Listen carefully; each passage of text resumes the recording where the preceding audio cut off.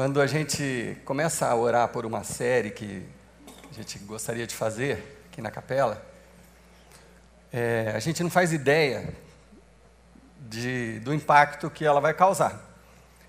E quando você começa a pensar, algumas coisas vêm no seu coração, e aí você ora a Deus e pede uma direção, e cada vez é de um jeito, cada vez acontece de uma forma surpreendente. Eu sempre fico surpreendido com algumas coisas que Deus acaba fazendo. E essa série em especial, que a gente começou semana passada, eu tenho a impressão que não poderia ter uma outra série mais própria para esse momento que a gente está vivendo. Porque nós estamos falando de perfis diferentes, de pessoas diferentes, de formas diferentes de nos aproximarmos de Deus. E dissemos na semana passada que se você não prestar atenção nisso, pode acontecer de você virar uma pessoa julgadora, porque você acha que só a sua forma de se aproximar de Deus é a correta, você começa a julgar até outros ministérios, outras igrejas, outras pessoas. É um risco que a gente corre. E eu não sei se teve um momento recente na história do Brasil onde as pessoas estão mais intolerantes do que agora. Vocês concordam comigo? Alguém aqui tem rede social? Sim ou não? Quase todo mundo tem rede social. É impressionante. É impressionante. Um oi que você escrever mais ou menos, já uma enxurrada de comentários. E assim, se você por acaso compartilhar a sua posição política, está morto. Quer dizer, 40% dos seus amigos vão aplaudir, né? 60% das pessoas vão te detonar. É impressionante como a gente está intolerante. Então essa série é muito própria, porque nós estamos falando das coisas de Deus, de nos aproximarmos de Deus, mas ela serve para toda a nossa vida. A gente entender que as pessoas são diferentes, as maneiras são diferentes, e a gente poder respeitar cada jeito, e não querer impor o nosso jeito às outras pessoas. Bom, então nós começamos essa série semana passada, e hoje eu quero acrescentar um elemento novo a essa série, que é assim: se a gente está falando de se aproximar de Deus, tem uma maneira que foi recomendada pelos sábios da Bíblia e pelo próprio Jesus, que é uma maneira que nós usamos há muitos anos nas igrejas e tudo, mas que ultimamente parece que está ficando meio de lado. Mas talvez seja a forma das mais importantes para nos aproximarmos de Deus. E essa maneira é através de um livro, chamado Bíblia. Nossa, que novidade, né? Todo mundo está surpreso, né? Acharam que eu ia falar outra coisa? Não, está certo, é meio óbvio. Mas perceba uma coisa, não está tão óbvio hoje em dia. A gente está se esquecendo de não só ler, mas de aprender e principalmente de colocar em prática o que está nesse livro. Então, eu disse semana passada que para as pessoas que ainda não são cristãs, às vezes é difícil entender os crentes, porque a gente acredita num Deus que é invisível. Eu disse isso semana passada. Então, para você, talvez, que não é cristão ainda, seja difícil. Como assim? Vocês acreditam num Deus que não dá para ver, não dá para pegar e tal. Bom, então eu estou acrescentando uma outra dificuldade. Nós acreditamos que esse livro é a palavra revelada desse Deus. Então, para quem ainda está distante dessas realidades, seja mais um desafio, uma coisa difícil. Mas como assim, né? Como que... Sabe qual que é o argumento que você ouve o tempo todo de pessoas que não creem? Ah, mas a Bíblia foi escrita por homens, né? Não é isso que a pessoa fala logo de cara. Ah, mas foram homens que escreveram a Bíblia, não foi Deus que escreveu a Bíblia. É verdade, foram homens que escreveram a Bíblia. E homens comuns, como nós, com defeitos, com pecados. Foram homens que escreveram a Bíblia. Mas tudo que você sabe da história até hoje, não sei se você já prestou atenção, foi escrito por homens. Tudo que você conhece, de tudo na sua vida, foi escrito por homens. Até onde eu sei, nenhum ET escreveu nenhum dos livros que nós temos por aí, nenhuma das histórias, apesar de que algumas decisões do Gilmar Mendes diz que não é bem um homem, é um suíno que faz aqui. Não, desculpa, esquece para lá. Enfim, o resto, tudo é uma teoria, mas tudo foi escrito por homens. Tudo que você sabe da história do Brasil, né, de Cabral ter vindo lá de Portugal, foi relatado por um homem, que dizem se chamava Pero Vaz de Caminha. Pode ter algum equívoco até na história, pode ser que não era Pero Vaz de Caminha, era Pedro Vaz de Armarinho, Tapetinho, sei lá o quê, mas tudo que você sabe da história foi escrito por um homem. Né? A Segunda Guerra Mundial, 47 milhões de pessoas morreram na Segunda Guerra, 1945. Tudo que você sabe, alguns poucos talvez já tinham nascido naquela época, mas tudo que você sabe da guerra, você leu. Mas aí você vai me falar assim, mas da guerra tem imagem. Tá, mas foram produzidos por homens também. Então, até aí, não tem nenhum problema em a Bíblia ter sido escrita por homens. O que nós cremos é que esses homens foram homens escolhidos por Deus e tiveram a inspiração divina para escrever o que eles escreveram. Agora, querer dizer e querer bater boca com quem não crê sobre a Bíblia tem contradições, tem erros, tem coisa aqui, isso não, primeiro que não leva a nada, mas tudo bem se tiver algum erro, tudo bem, erro que eu quero dizer assim, às vezes uma pessoa trocou uma data, trocou um nome, um falou, por exemplo, nos evangelhos, né, o Mateus era um cara objetivo, matemático assim, Lucas era mais descritivo, ele dava mais detalhes. Uai, qual é o problema de ter diferenças? A questão é, a inspiração foi divina. Em nada isso muda o conteúdo do que está escrito aqui.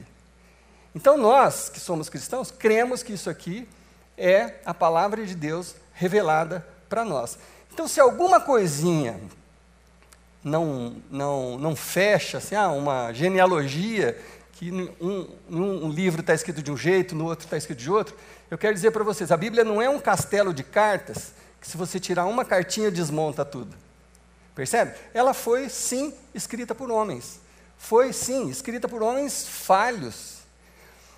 Tem coisas na Bíblia que são opiniões. O apóstolo Paulo é um, que ele fala muita coisa de Deus, e tem coisa que ele fala assim, olha, isso aqui é a minha opinião. Então a gente precisa aprender, por isso que a gente precisa ler a Bíblia. Você tem que saber o que você está lendo e conhecer do assunto, do contexto. O apóstolo Paulo fala, numa das cartas dele, que as mulheres deveriam usar véu na cabeça. Aí você fala, por que na capela a gente não usa véu na cabeça? Naquela época, quando Paulo escreveu isso, as mulheres, as prostitutas, tinham que raspar a cabeça. Então, quando uma prostituta queria conhecer sobre Jesus e ia numa dessas reuniões, ela ficava envergonhada, porque todo mundo sabia que ela que não tem cabelo é prostituta. E aí ela ficava com vergonha. Aí, se todas as mulheres estivessem com véu, você não sabia quem era quem, e você recebia bem todo mundo. Percebe? Faz sentido usar véu hoje na cabeça, na capela? Se vocês acharem que faz, também a gente começa. Percebe? Então, essas coisas são importantes para que você entenda que isso aqui é uma revelação de Deus para os dias de hoje, desde quando foi escrita, e você tem que entender o contexto, por isso que a gente precisa mergulhar, por isso que a gente precisa ler, por isso que a gente precisa aprender, né? Bom, nós cremos que Deus revelou essas verdades de forma progressiva. Inicialmente, foi a criação. Deus criou todas as coisas e viu que tudo era bom, e criou a humanidade, e a humanidade começou a viver na natureza criada por Deus, e assim as pessoas reconheciam a Deus. O apóstolo, o salmista Davi, por exemplo, ele falava, olha, os céus proclamam a glória de Deus, declaram a glória de Deus, e o firmamento, ele anuncia as obras das mãos de Deus. Quer dizer, o fato de você olhar para a criação, você reconhece Deus. Era assim que Deus revelava. Depois de um tempo, através dos profetas, Deus começou a ser um pouco mais incisivo, a falar diretamente com o povo, olha, isso está errado, não façam assim, volte seus corações para Deus. Deus começou a falar com a humanidade através dos profetas. E, no final da proposta de Deus para a humanidade, Deus se revelou através de Jesus Cristo, quando ele foi o mais claro que ele podia ser. Jesus Cristo é o Deus encarnado que viveu entre nós e que ele refletia diretamente o caráter de Deus. Então, as palavras de Jesus são as palavras de Deus, apesar de que Jesus não escreveu nenhuma linha em papel. A gente sabe de alguns relatos que ele escreveu na areia, mas Jesus não escreveu nenhum dos evangelhos. São pessoas, seres humanos, igual a gente, contando a experiência que eles tiveram com Jesus, lembrando das coisas que Jesus falou. Bom, se esse livro é a palavra de Deus revelada, minha primeira pergunta para você hoje, que você não precisa responder, só na sua mente: qual a importância desse livro para você? Pensa bem, se você é um cristão, seguidor de Jesus Cristo, e se você crê que a Bíblia é a palavra revelada de Deus para você, qual é a importância dela hoje na sua vida?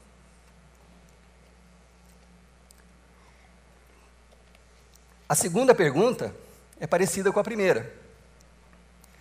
Se esse livro é a palavra viva de Deus revelada para nós, qual deveria ser a importância desse livro na sua vida?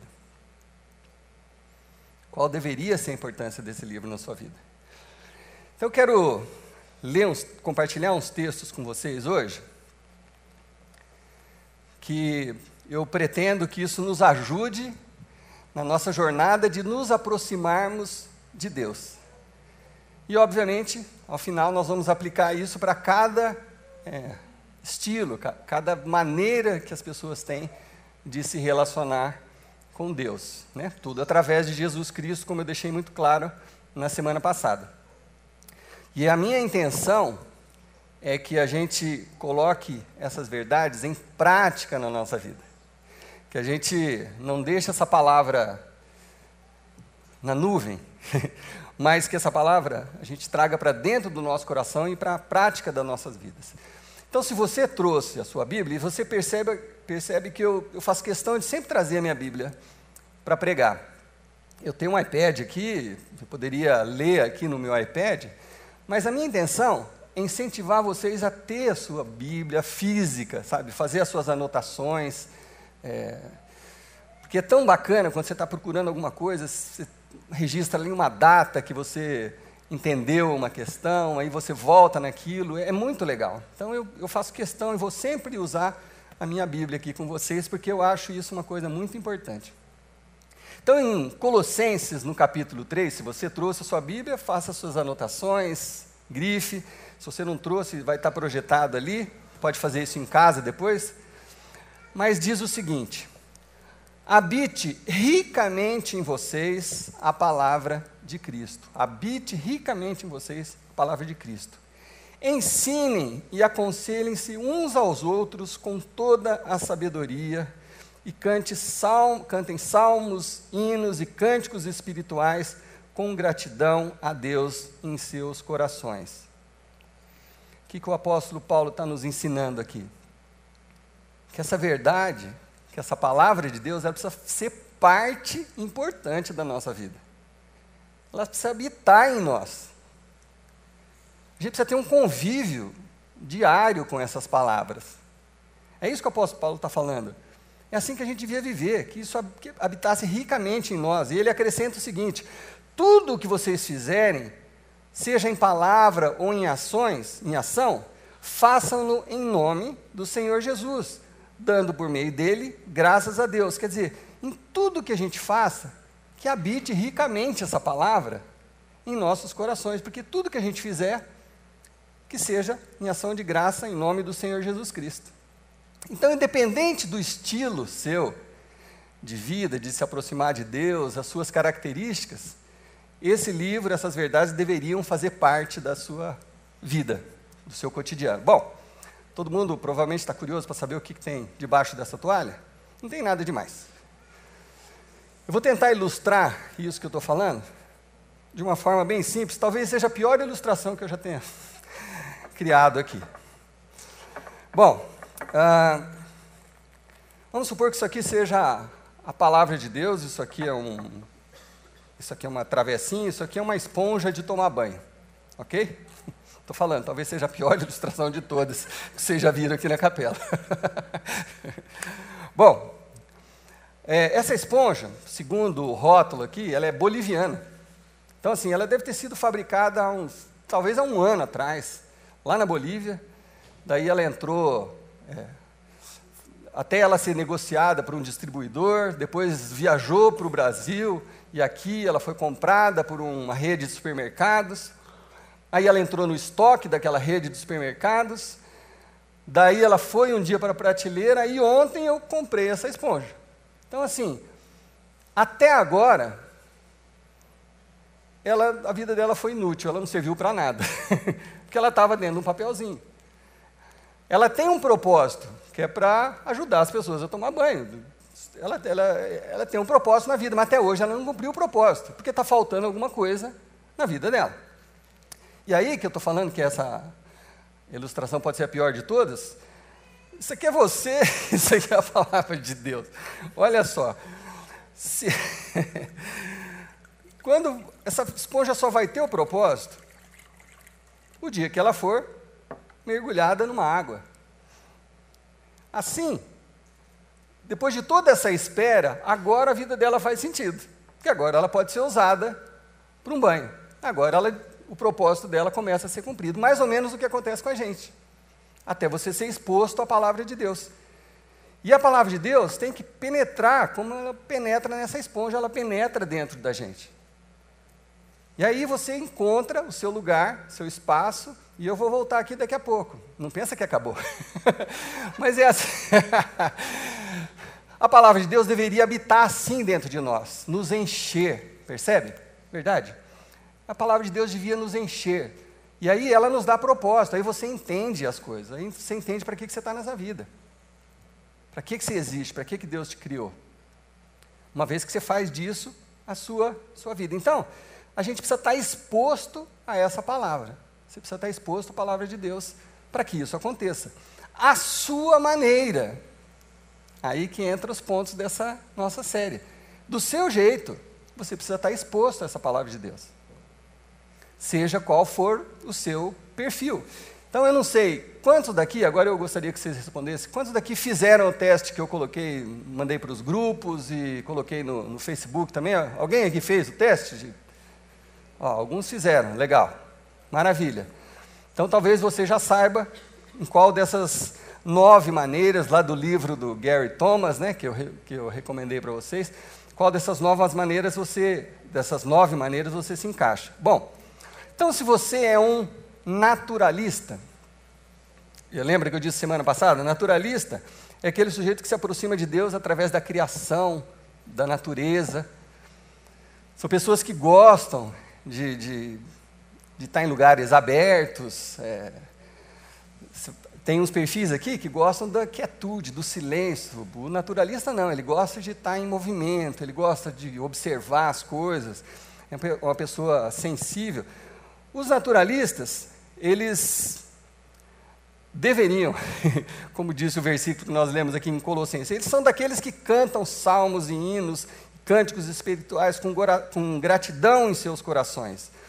Eles são essas pessoas que se envolvem com Deus, se aproximam de Deus através das coisas que eles veem na natureza, das coisas que eles veem no seu dia a dia. Bom, a dica para os naturalistas se aproximarem de Deus através da palavra, o naturalista é aquele cara que gosta de recadinho, qual que é a dica aqui?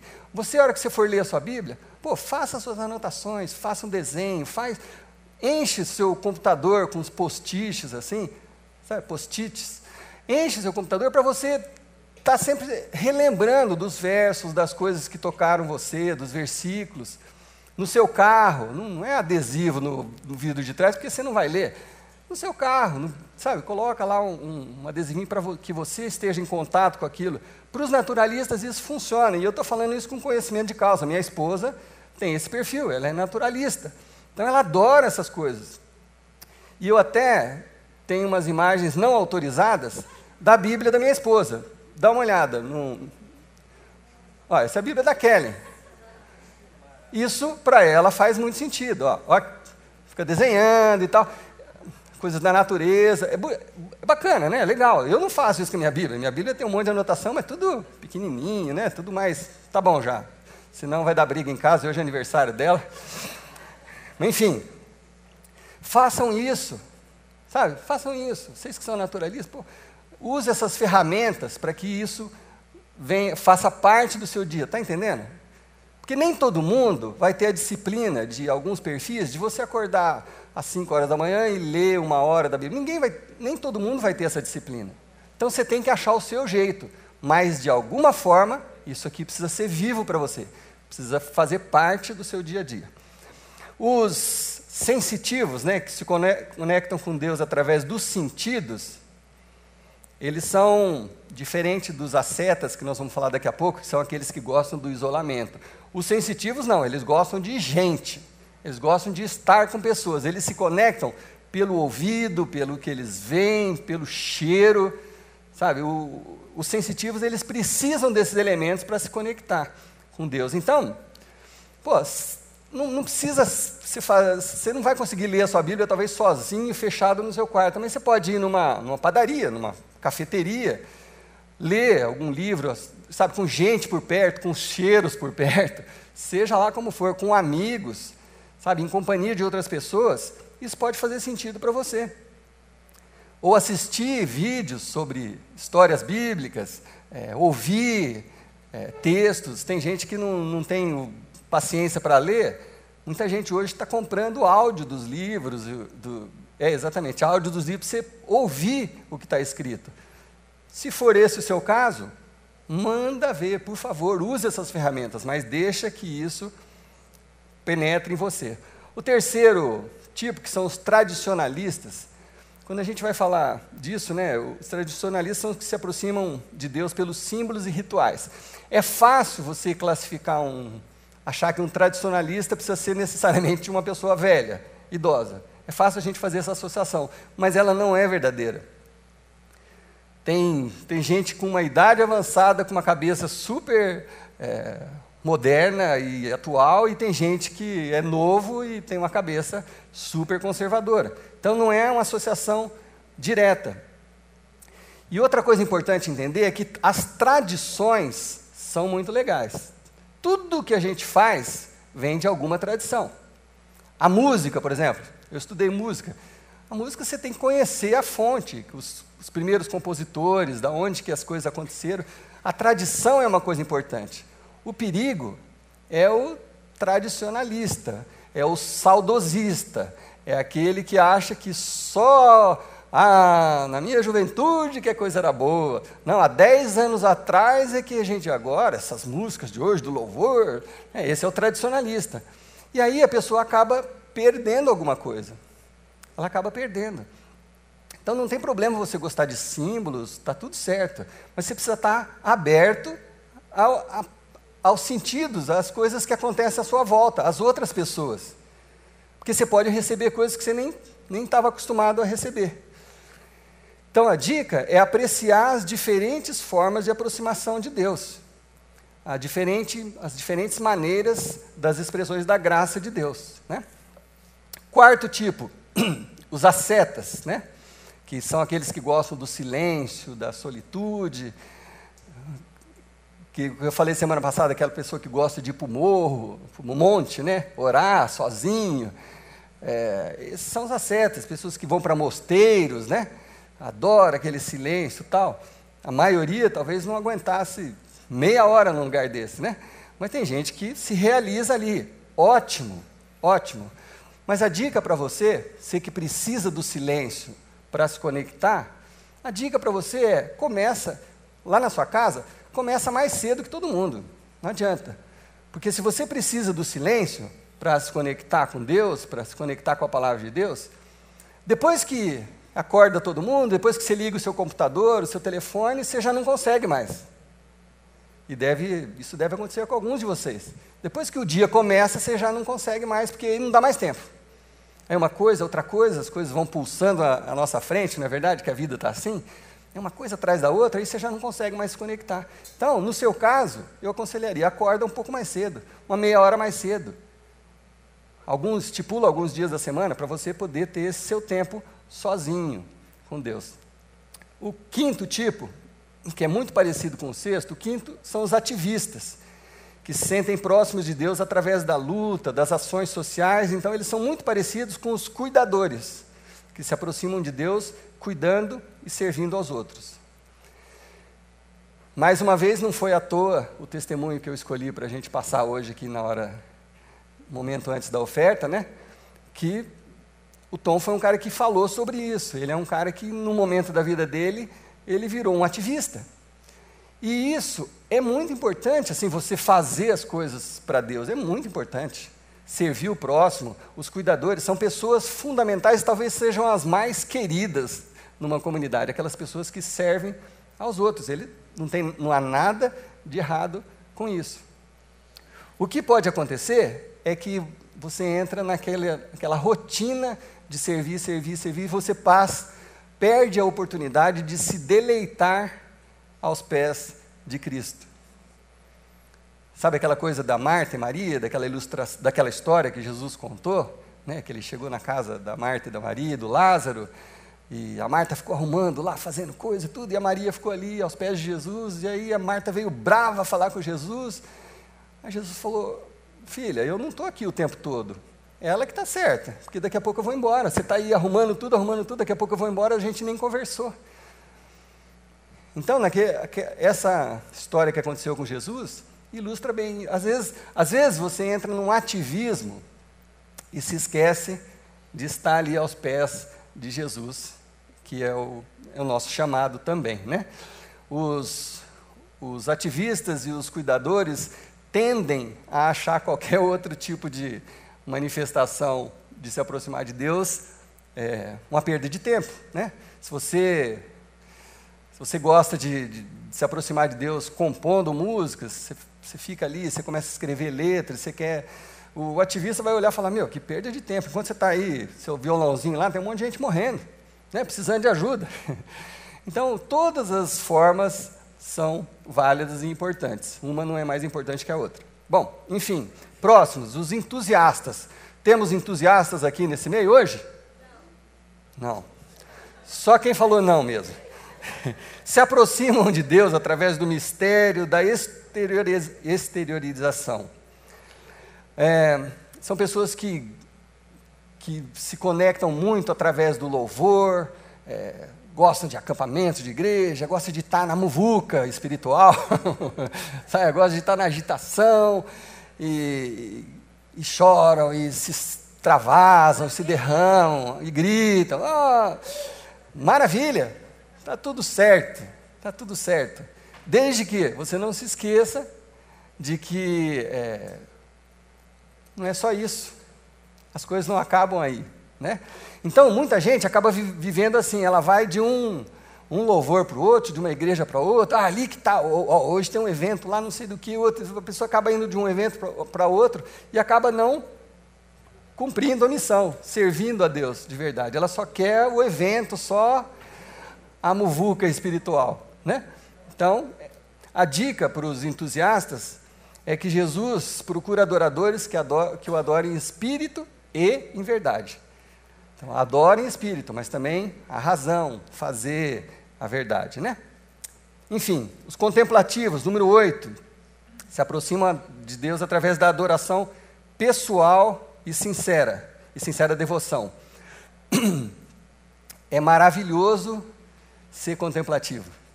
É muito, muito bacana. São as pessoas mais intuitivas, né? São as pessoas que têm as suas rotinas, né? Aquele cara que, não, eu preciso de tantas horas, de ficar ali na presença de Deus. Se eu estou na minha casa, eu canto um louvor, depois eu pego a minha Bíblia, depois eu anoto no meu caderninho. A pessoa que tenha a sua rotina, maravilhoso. Mais uma vez, qual que é o risco de você achar que sua vida com Deus acabou ali, né? Você já fez a sua parte, daí você vai para a sua vida normal E aí você só vai estar cheio dessa palavra no próximo dia, quando você estiver na sua rotina. Então, às vezes, a gente transforma a rotina na coisa mais importante a rotina acaba sendo mais importante do que o crescimento, do que aquilo que você deveria estar fazendo. Então, o contemplativo precisa lembrar que tudo que Jesus ensinou tem a ver com relacionamentos. O contemplativo precisa lembrar que isso aqui, de estarmos juntos, de nos encontrarmos durante a semana num grupo, de compartilhar as coisas com as outras pessoas, tem tudo a ver com o que Jesus veio nos falar, que é um relacionamento com Deus, um relacionamento com os irmãos, e que esse relacionamento acaba influenciando aqueles que não conhecem. Então, a dica para os contemplativos é: mudem a rotina, procurem buscar a Deus com outras pessoas, em ambiente diferente, sirvam com os irmãos da fé, né? Por fim, os intelectuais, que se aproximam de Deus através do intelecto, são, obviamente, aquelas pessoas que têm um prazer enorme em conhecer, em saber, e fica desenvolvendo a mente, e estudando, e cada dia tem um livro novo para ler, e não há nada de errado nisso também, como não há nada de errado em nenhum dos outros perfis, né? O problema é que quando o saber se sobrepõe ao fazer, você só quer acumular conhecimento. A Bíblia diz que não há limites para a leitura de livros. Então, assim, se você sabe que você está embarcando numa viagem que não tem fim, porque nunca você vai conseguir ler tudo, nunca você vai conseguir saber tudo. Então, assim, é uma viagem sem fim. Então, a Bíblia, você não devia perder o seu tempo só em acumular conhecimento, você tinha que colocar em prática esse conhecimento. Então, quem se conecta com Deus através do pensamento, do intelecto, precisa se lembrar disso, de servir. Eu conheci muitos músicos na minha trajetória de música, né? E não só músicos, acadêmicos, pessoas que eram intelectuais da música ou da teologia, que chegava na hora do vamos ver, a pessoa não conseguia realizar, porque era tudo só acúmulo de conhecimento, mas na prática mesmo, a pessoa não tinha prática de colocar as coisas em prática, então se tornavam inúteis. Então, todo aquele conhecimento acumulado, se ele não tiver um veio prático, ele é inútil. Então, a dica para os intelectuais é colocar as coisas em prática, ensine, aprenda junto, compartilhe, ajude, sirva, demonstre seu conhecimento através de atitudes. Bom, com isso, eu não estou querendo dizer que cada um de vocês tem que... Eu não vou falar que tem que fazer alguma coisa. Todo dia você vai ter que ler 1 hora de Bíblia daqui para frente, porque esse é o jeito que eu acho que é o certo. Não. O que eu estou querendo dizer é que a sua maneira, você precisa trazer isso para o seu dia a dia. Você precisa estar imerso nessa palavra. Essa palavra precisa habitar ricamente em vocês, como a gente leu em Colossenses. Habite ricamente a palavra de Cristo em vocês. Ensinem, aconselhem-se uns aos outros com toda a sabedoria. Cantem salmos, hinos, cânticos espirituais com gratidão a Deus. Isso precisa ser uma realidade. Isso precisa ser a nossa vida, porque é a revelação de Deus para nós. E se você estiver cheio da palavra de Deus, se isso for uma verdade para você, sabe o que vai acontecer? Em algum momento, a vida vai te espremer.